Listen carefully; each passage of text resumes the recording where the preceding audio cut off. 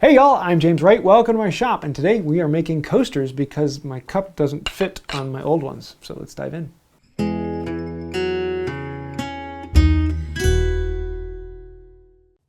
Today I'm going to surprise you all by working with white oak.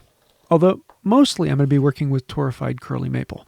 I will still have a little bit of white oak. I had this piece of nice quarter sawn with a bit of raised, but then I had this also piece of torrefied curly maple, and it's just so beautiful I could not. And I have a lot of the torrefied curly maple, so I'm going to be using that as the majority with one off-center stripe of the white oak, and I'm really liking how this is going together. So first thing I need to do is actually glue this up into a panel. I'm going to be making 4 coasters, and I'm going to be sandwiching them together to make a panel that is 2 coasters long by 2 coasters thick. So I'm starting with pieces that are a little over 3/4 inch thick. I'm going to put those together and then resaw them into 2 thinner, about 1/4 inch coasters.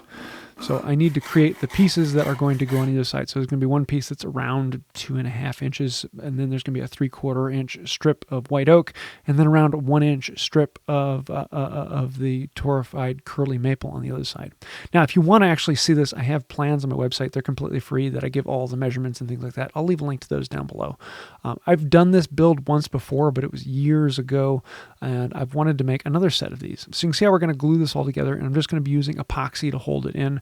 I could do it with a lot of other things, but I wanted to use a quick setting epoxy so I could come back to it here. And we wanted to build it all in one day. That's one of the fun things about having Luke come over and do all the recordings in one day is we kind of got to rush it through. If I didn't have the rush, I probably would use a simple wood glue on there. But after letting it sit, we can come back to it and cut it down to length. I'm going to cut the end off of both of this because I want to have a nice, clean, true end on both ends of this. You'll also notice that the white oak in the middle is thinner, and that's okay. We're going to be thinning this whole thing down to the same thickness. So I'm starting with the side that's flush, and we are going to trim that down and smooth it out. This is going to be our datum surface that everything else is measured off of. We are creating a reference face. From that reference face, we can then bring everything else off. I want to make a reference edge. With that reference edge, now I can use the marking gauge to mark over however far, however big I want this to be. And then I can plane it down to that line. So now I have a reference face, a reference edge, and a parallel edge that we're working on right here. Once we have this done, then I can flip it over and I can bring the back side parallel with the front side. I don't really care what the thickness on this is. I just drew a line at whatever the thinnest spot is.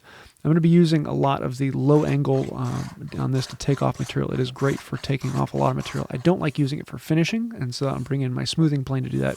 Especially with this curly maple, it is very difficult to plane, and I have to make this thing set up beautifully. Now that we have all 4 sides of this done, we're going to take it over the shooting board and make sure that there's a square end on either side. And I have this marking gauge set up to what was already set up for the width of the board. And I'm going to mark in from either end, and that will give me the exact same measurement to turn into a square. With those marks, we can cut it to length and then shoot those ends, and we'll now have a square on here. Before I cut these apart into 2 separate coasters, I want to drill holes through all of them so all the holes match exactly. I'm going to be marking in on each of these. I think it was around a 1/2 inch in from all sides, and I marked on both the front and back of the stack. Before I want to actually drill holes, I'm going to be testing. So I have a 1/4 inch hole that we're going to be using with a 1/4 inch dowel, and I want to make sure that they fit in. So I'm going to drill a test hole and then jam the dowel in there. I want it to be really nice and tight because I'm just going to be, I want it to be basically friction fit. I'm going to put a little bit of super glue on there, but I want it to be just really, really tight. So in 2 opposite corners, I'm going to be drilling this 1/4 inch hole. That's what the dowels are going into. And then I'm going to step it up one size, and in the other opposite corners, I'm going to be drilling a slightly larger hole. This will be what the dowel can then reference into. Because we drilled all these holes at one time, we know that they are exactly where they need to be and they match up. And now when we cut these apart, all of our holes will line up and they'll stack nicely. So what we can do is draw a line down the center of this, and I set up a marking gauge to get it close to the center, and I drew from both sides of the board, creating 2 slightly separated parallel lines. That gives me a good indication of cutting down the center. We'll resaw these down, which seems like it's going to take a lot of work, but honestly these were really, really quick. It was about a minute or less each. And then we can get a really nice clean cut on there. I'm going to come in with a smoothing plane and detail these down, get rid of any of the saw marks, and give a nice smooth surface on all of these. They don't have to be exactly the same thickness. That's one of the nice things about this. Once they're done, the only things that are important are the holes. As long as those line up, everything on this will work. We're going to chamfer all of the corners. You'll notice that the end grain is a little bit rough on these. The shooting board leaves them fairly good, but with this torrefied maple, there was a lot of open on there. And so I find if you come in with a file, it cleans those up and gives you a really nice flat surface on the end. You could do it with sandpaper as well. I just find the file works a little bit better and a little bit faster. We're going to come through and make sure all of the corners are chamfered up. And now it's time to make the little dowels. So I have a 1/4-inch oak rod, and I'm cutting these down to about that long. I want them to go all the way down through this, stick out just a hair on the backside, and then I want them to be sticking up less than the thickness of one of these plates. That way they don't stick all the way through one plate into the other. Once I have those driven in, I'm going to be putting some thin epoxy on the back, and then I'm going to put a little bit of thick epoxy on top of that, coating in any of the end grain. I'm going to let those sit, hit them with a bit of activator, and then we can come back and clean them off. This is going to leave a little bit of the super glue on top buildup, so I'm going to come in with a chisel and get rid of the majority of that. But for cleaning up most of this, the easiest thing to come in with is a card scraper. And this is actually really enjoyable, especially with this curly maple. The card scraper gives you a very beautiful surface in this. The one thing I want to be careful of is I want to make sure that the other side, that the pins stick out, that is all done and finished before we start working into it.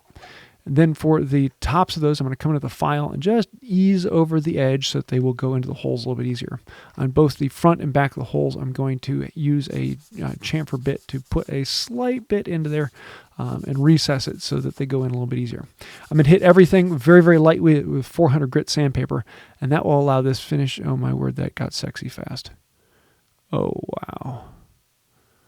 Okay, back to what I was talking about. I just love the look of that, especially with the torrefied maple. It just soaks it up. And yeah, I made sure that the grain matches on this so that the grain continues through the oak. And I really, really like how these came out. It is very pleasing. I'm going to let them soak up as much as they want, and it's going to be quite a few coats because that torrefied maple just draws it in. Once it stops soaking it in, we can wipe it off and then apply our paste wax, let that sit for a little bit, and then polish off the paste wax, and they're done. And just like that, we have some really cool coasters that stack and interlock together. And I really like how they came out. These are incredibly pleasing, and they fit the mug. Oh yes, you can buy a Wood By Wright mug. Sorry, had to throw that in there. But these make me really happy, and I'm really liking how they came out. Happiness. So you have it. Stackable, interlockable coasters that hold on to each other, and they're not moving around all over the place. I did these a while ago. Oh, it was probably back in 2018.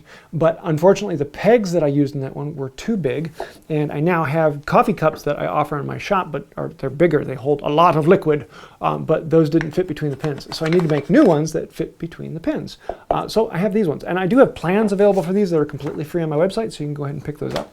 And they're a lot of fun, really simple, and would make great gifts. Most people can whip these out in a couple hours and have a lot of fun with that. And on top of that, I now am offering the Wood By Wright hand-thrown mugs.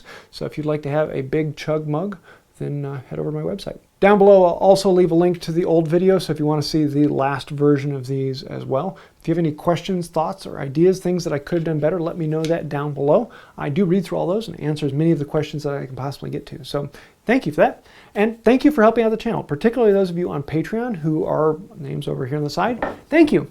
And those of you who buy merch on my website, thank you. The Wood By Wright mug. These are actually really kind of cool. They're from Deneen Pottery, and they're all hand-thrown. Each one is slightly different and individually made, and really, really pretty. So yeah, that's why I needed to make new coasters. So I hope you like that, and thank you for helping out the channel.